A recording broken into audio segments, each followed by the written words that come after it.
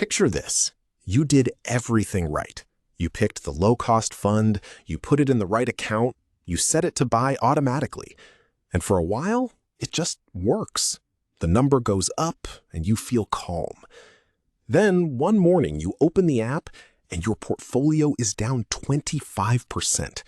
In 3 weeks, a chunk of your money just vanished. Your stomach drops, your thumb hovers over the sell button, and every headline, every loud voice online is screaming that this time is different. Here's the thing you need to hear before that morning comes, because it will come. The crash is not the thing that's going to hurt you. What you do during the crash is.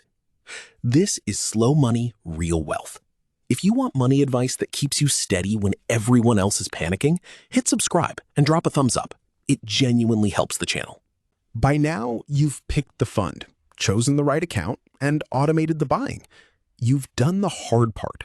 This is the part nobody warns you about, the part that tests your nerve, not your spreadsheet. Now, here's what most people don't realize about market crashes. They're not rare accidents. They're a feature. They're the price of admission for the returns that build wealth in the first place. The stock market has dropped 20% or more roughly every 5 to 7 years for the last century. World wars, oil shocks, a financial crisis, a pandemic. Every single time it fell hard. And then, eventually, it recovered and went on to make new highs. Every crash in history so far has been temporary. Every recovery so far has been permanent. But here's where it gets dangerous. The recovery doesn't happen on a calm schedule. It happens in sudden bursts, and those bursts almost always come right after the scariest days. If you stayed fully invested in the S&P 500 over the last 20 years, you earned the full return. But if you missed just the 10 best days in those 20 years, just 10, your final return was cut roughly in half. And here's the cruel part. Those 10 best days almost always landed within 2 weeks of the 10 worst days. So the person who sells to wait until things calm down sells right before the rebound and locks in the loss while missing the recovery. So here's the real insight. Your biggest enemy in a crash isn't the market, it's your own brain. A crash isn't a test of how smart you are. It's a test of whether you can sit still while every instinct screams at you to run. There's a reason this is so hard. Behavioral scientists have shown that losses hurt about twice as much as equivalent gains feel good.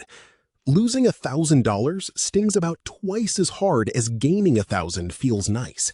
So when your portfolio drops, your brain doesn't register it as a number on a screen. It registers it as danger. Add to that recency bias, the feeling that whatever is happening right now will keep happening forever. In a crash, down feels like it will be down forever. It never is, but in the moment, it feels certain. A friend of mine started investing, did everything right, and then watched his account fall about a third in just a few weeks. He couldn't take it. He sold everything and moved it to cash, telling himself he'd buy back in when things were clear. But things are never clear. The market bottomed a few weeks later and started ripping upward, and he sat on the sidelines, waiting for a signal that never came. He finally bought back in, higher than where he'd sold. He didn't just lock in his loss, he paid for the recovery twice. And here's the thing. It almost never feels like a mistake in the moment. It feels like caution. It feels smart. That's exactly why it's so common. So how do you protect yourself from your own brain? You don't try to be braver in the moment. You make the decision now, before the fear arrives. I call it the Crash Playbook. 1, pre-commit to a rule, in writing, today. Something simple. When the market falls, I do not sell. I keep buying on schedule. 2, automate everything. If your contributions happen automatically, the most important action, buying while prices are low, happens without you having to be brave. 3, turn off the noise. Stop checking your balance every day. The people who check daily feel every dip. The people who check twice a year barely notice them. 4, reframe what a crash actually is.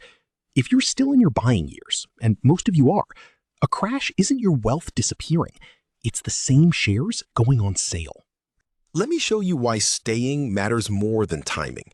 Imagine the unluckiest investor alive. He invests right at the very peak, the worst possible moment, and it immediately drops 30–40%. Brutal. But he doesn't sell. He just leaves it. 20 years later, even buying at the worst possible day, that money has still grown several times over. Now, compare him to the person who bought at a great time but panicked and sold at the bottom. The unlucky but patient investor wins easily. Time in the market beats timing the market. It isn't close. Nobody can reliably call the bottom. Not the experts, not the headlines, not you. But anybody can simply refuse to sell, and that's a choice you fully control. Think about how you treat a sale on everything else in your life. When your grocery store marks down the things you buy every week, you don't panic and run out of the store. You stock up. You're happy. But when the stock market puts those same shares on sale, people do the opposite. They run for the exit. Same situation, opposite reaction. The only difference is fear. So here are 3 things you can do today while it's calm. Step 1, write your crash rule down in 1 sentence and put it where you'll see it. I don't sell in a downturn. I keep buying. Decide now so panic you doesn't get a vote. Step 2, automate your contributions if you haven't already, so buying through a crash happens on autopilot. Step 3, stop checking daily.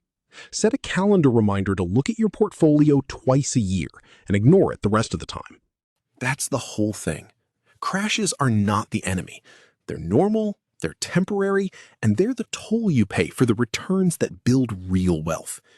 The only thing that turns a temporary drop into a permanent loss is selling. So when that morning comes, and it will, you won't need to be brave. You'll already have decided. You'll let the system keep buying, close the app, and go live your day. Drop a comment and tell me, have you lived through a crash already? And what did you do? Or if you haven't yet, what's your plan? I read every one. If this made the next downturn a little less scary, that's exactly what this channel is for. Hit subscribe. I'll see you in the next one.